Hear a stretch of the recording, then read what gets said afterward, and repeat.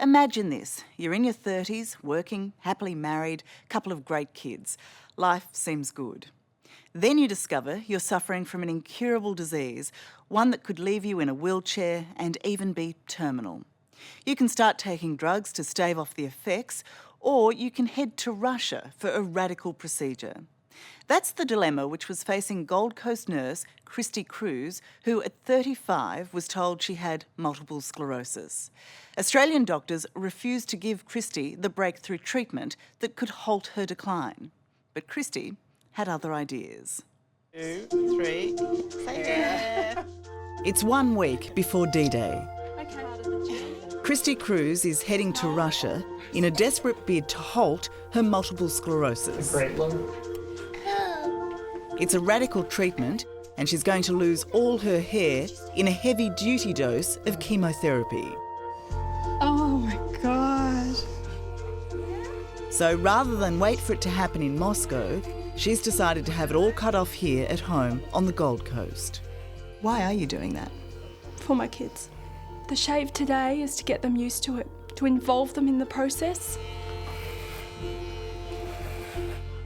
Yeah, Keith, do you expect to be shocked today? I kind of like the look myself, so we'll enjoy it together. Hats, you always look good in a hat. It may be her own choice, but for Kristy, this extreme step is recognition that this is her only hope. Wow, can't stop rubbing it. Are you ready to have a look? Yeah, all right, okay. Oh my gosh. Oh my gosh. You look gorgeous. You do. What's making you cry? I just feel stripped bare. Yeah. In just a few more days, Kristy will swap the comforts of home in Queensland I feel nauseous. for this, a gruelling round of chemotherapy and stem cell treatment in a Russian hospital. Take a deep breath in. To treat multiple sclerosis in this way is groundbreaking, and the results can be extraordinary. You have normal cough, it's usual. But Kristy has been forced to come here because in Australia, the treatment has been deemed by health bureaucrats as experimental. Oh, You can do it, you can do it. it's a wild ride.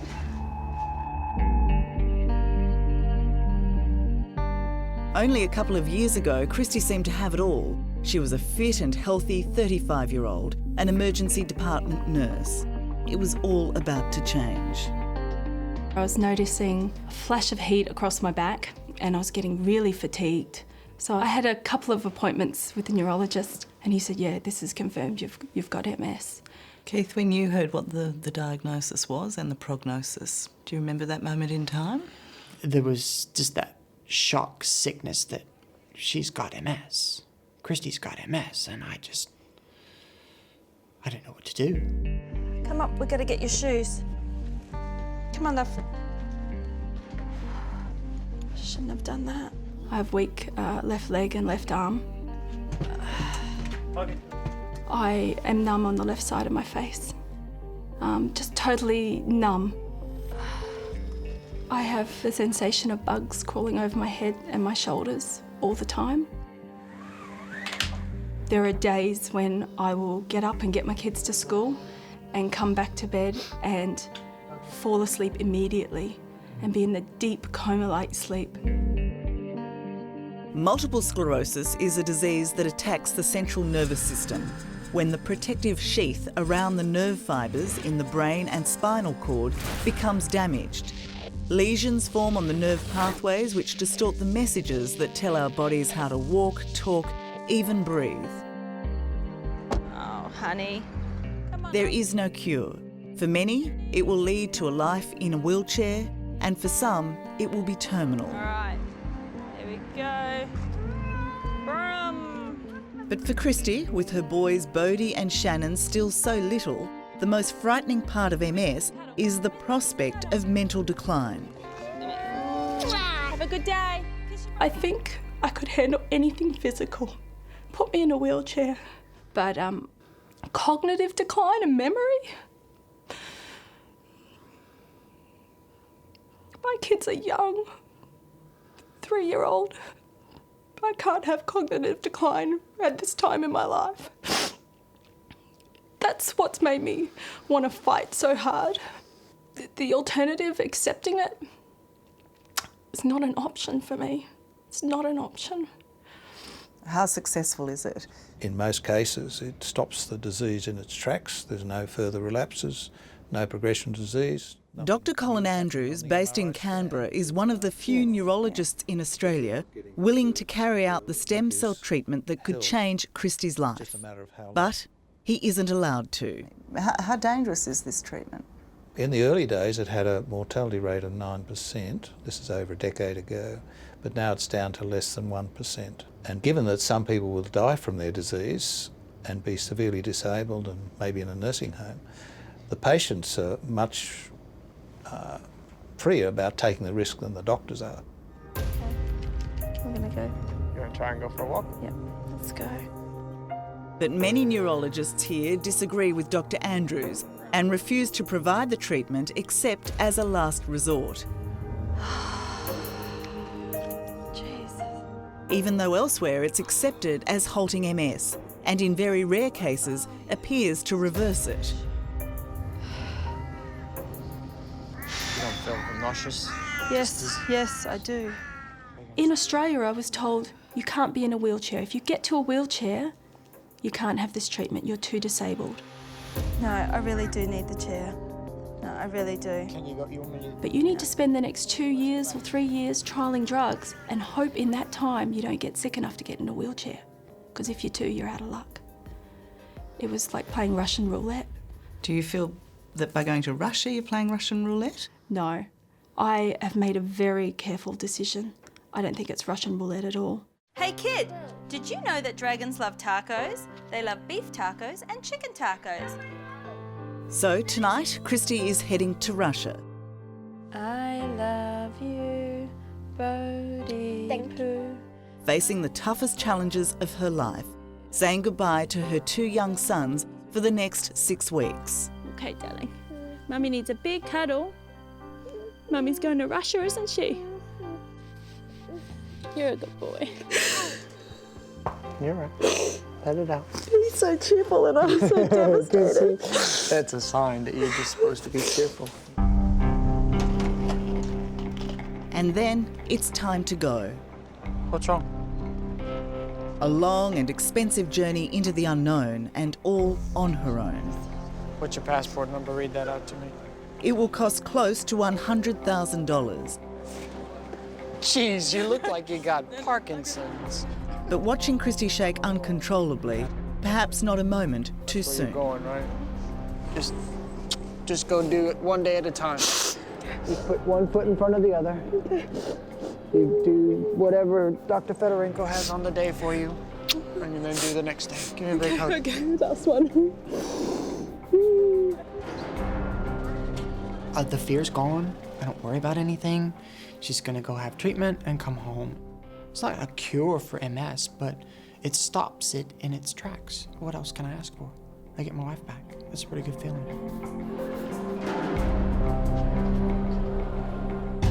Coming up, It's a scary thing to do. doctors blast Kristy with chemo Take a deep breath in. and re-inject her stem cells. We need 2 to 3 minutes. It's Kristy's only chance.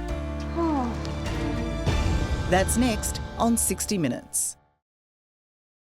Kristy spent $100,000 to travel to Russia for breakthrough chemotherapy and stem cell treatment.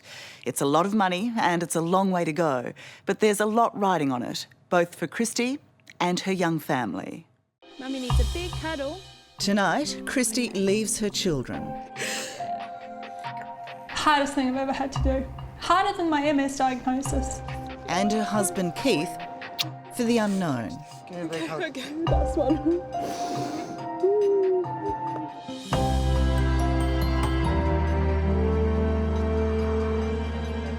36 long hours later, Kristy arrives in Russia. But not for her, the grand tour. Kristy's entire stay in Moscow will be in a tiny hospital room as she undergoes the radical stem cell treatment she hopes will save her life. Look at the patient. The Moscow resident. Thank you for coming. Oh, how are you going? I'm good. Yeah? Good. You're all hooked up here? I am all hooked up. Some of Kristy's stem cells have already been taken out to be treated and then frozen. Later, they'll be re-infused into her body. You may feel fatigue, sick. But first comes the really tough part. 4 days of intensive chemotherapy to kill off the T cells attacking her brain. My dear, be patient. You'll make me We cry. will start. Dr. Denis Fedorenko has been using this treatment for multiple sclerosis for nearly a decade and is confident it will work for Kristy. All started. Kristy is convinced that this treatment will make her multiple sclerosis free. Is that the case? Kristy has an early stage of multiple sclerosis, so she has a 80% probability to halt multiple sclerosis. How dangerous is this procedure? We don't have any mortality cases during the 8 years of our clinical practice So with no- multiple sclerosis, yes. So no deaths at all associated No, with this yes, treatment? Yes.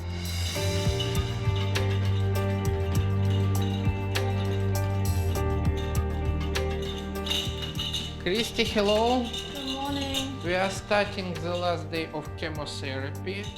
The chemo, first few days wasn't rough, and then it started to get a bit yucky. You know, nausea, and I've lost my appetite, which is a bit of a first for me. Is that about the chemo or is that about the hospital food? Yeah, Russian food is an acquired taste. The next step is re-infusion. How are you feeling about that? I'm a little nervous.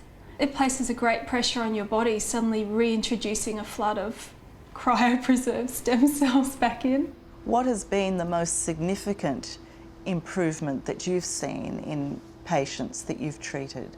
The most significant improvement was when we treated a girl. She couldn't walk without a wheelchair, and in 1 week after transplantation, she started walking fluently without any additional support. That's an incredible result. It's an isn't it? incredible result. It's important to emphasise the treatment doesn't work for everyone with MS. You need to be young, preferably under age 40, and in the early stages of the disease. Kristy Cruise should be the ideal candidate, but under Australian protocols, she's not eligible because she hasn't tried and failed conventional drug treatments. Why are Australian patients forced to go overseas to have this treatment?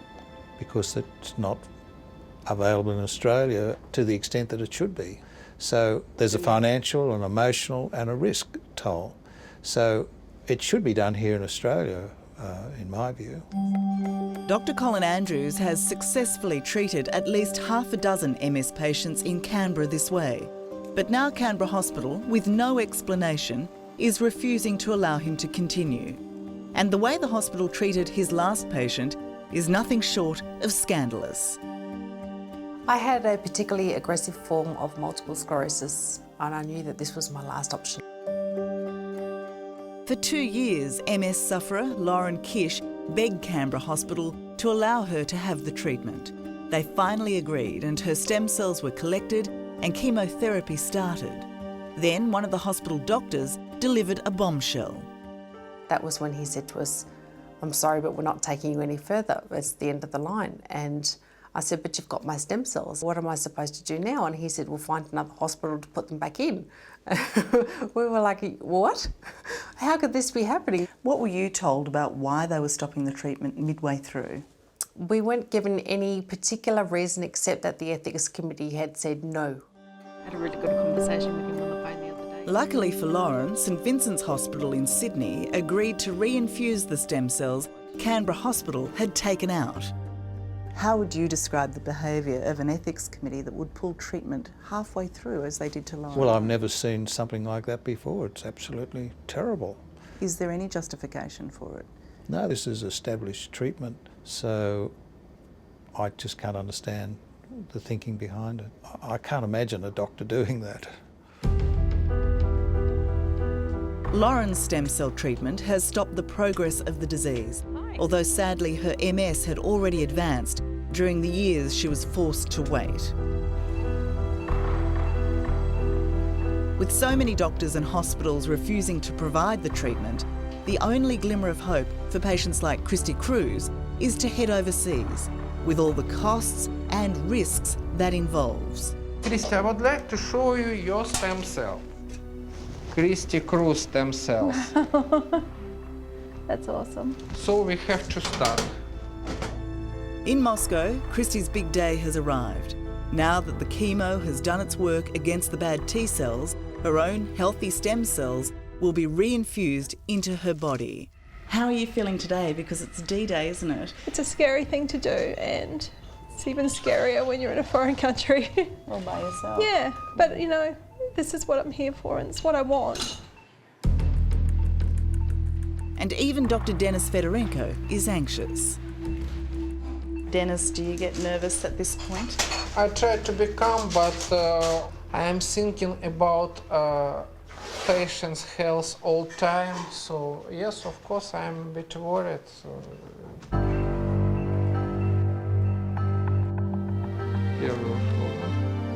With her immune system suppressed by the chemotherapy, the biggest risk for Kristy at this point of the process is deadly infection.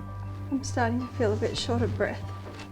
A bit difficulty to breathe. Yeah? Yeah. Take a deep breath in. You have normal blood pressure. You are okay. I know, not pain, just heaviness. It's normal. It's normal. Take a deep breath in. It's normal. Kristy, it will relieve in 2 minutes. Oh, You can do it, you can do it's a wild ride. You have normal, Weight on my normal chest. parameters. It's hard to watch, but it's over in a few minutes. We have finished. We're finished? Yeah, so my congratulations. Thank you. I was trying to stay calm, but it was scary. My limbs just feel so heavy. It's weird. So I hope, based on our experience, Kristy's symptoms will decrease, but usually it takes place in 6 or 12 months after transplantation. Come on, honey, Mum's not feeling good now. This was Kristy before treatment. All right, kindy time. Her left side was numb. Many days she couldn't walk. And so debilitated by fatigue, she could barely care for her 2 boys.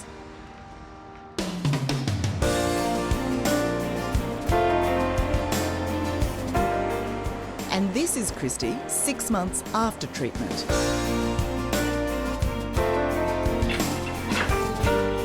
Exercising 4 or 5 times a week. And again, stretch.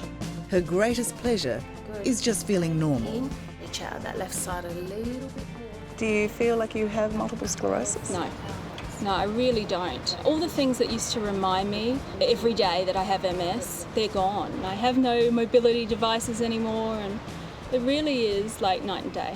Sometimes I forget how bad it was because this feels like me again. Yeah, it's fabulous. So have you seriously put away the wheelchair and Gone. the walking frame? We don't even have them in our house. We don't have them.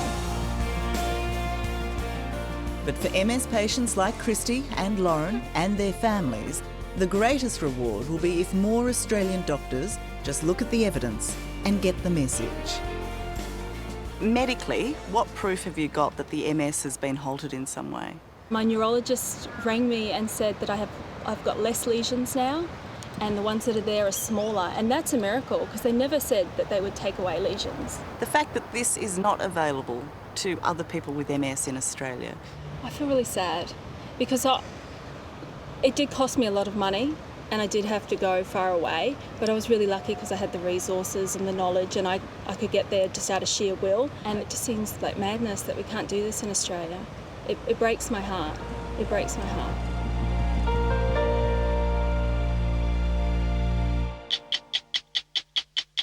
We asked Canberra Hospital for an interview, but they refused, sending us a media release instead, claiming stem cell treatment is, quote, not widely accepted for this use. Well, a quick look at medical journals would show them the treatment is now widely accepted around the world, We'd also have liked to talk to Canberra Hospital's Ethics Committee to ask them just how ethical it was to throw Lauren Kish out of the hospital after they'd already started her treatment. But they ran for cover too. You can find their statement and our questions on our website. Hello, I'm Tara Brown. Thanks for watching. To keep up with the latest from 60 Minutes Australia, make sure you subscribe to our channel. You can also download the 9Now app for full episodes and other exclusive 60 Minutes content.